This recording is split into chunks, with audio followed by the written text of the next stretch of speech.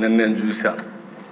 మీరు వచ్చారు, గౌరవంగా గవర్నర్ని రిసీవ్ చేసుకుంటున్నాం.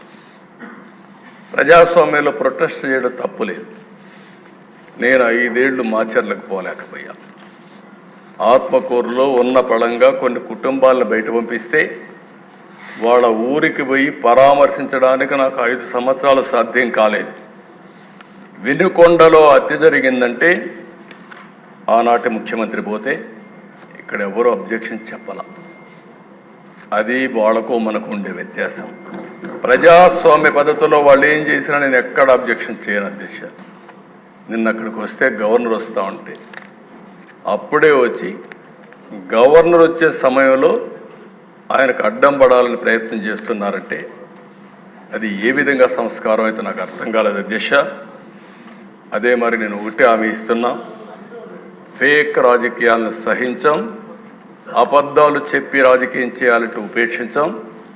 31 మందిని చంపారన్నారు.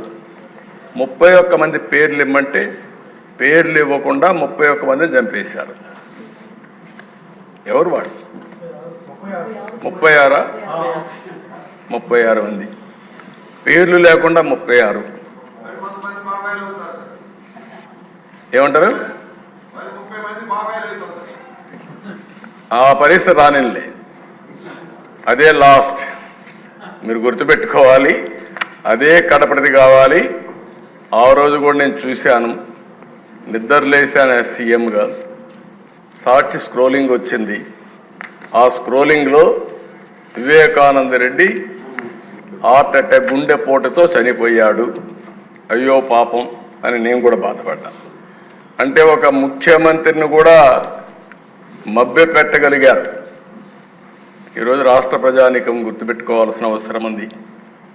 అక్కడి నుంచి మార్నింగ్ రాలేదు, ఫ్లైట్స్ ఉన్న ఎలక్షన్ల ముందు హెలికాప్టర్ రాకుండా ఫ్లైట్లో రాకుండా బై రోడ్డు వచ్చారు. ఆ డ్రామాలన్నీ నేను చెప్పదలుచుకోలేదు.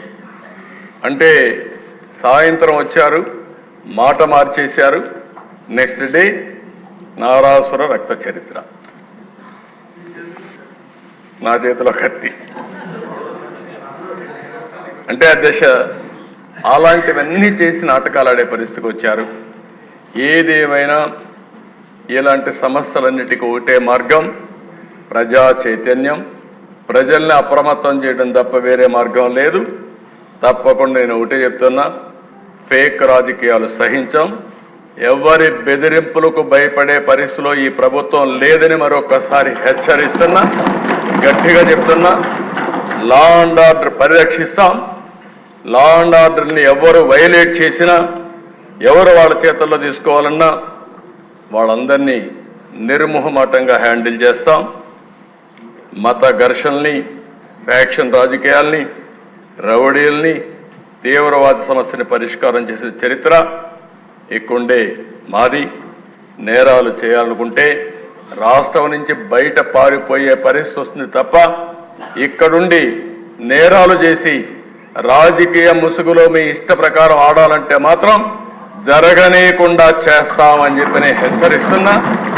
మేము నేరాలు చేయం, ఘోరాలు చేయం, కానీ మీరు చేస్తే మాత్రం సహించేది లేదని మరొకసారి హెచ్చరిస్తున్నాను అధ్యక్ష. ఒక పక్కన లా అండ్ ఆర్డర్ కాపాడాలి, అది మన బాధ్యత. ఇంకొక పక్కన మళ్ళీ రాష్ట్రంలో ఆంధ్రప్రదేశ్ బ్రాండ్ని ప్రమోట్ చేసుకోవాలి.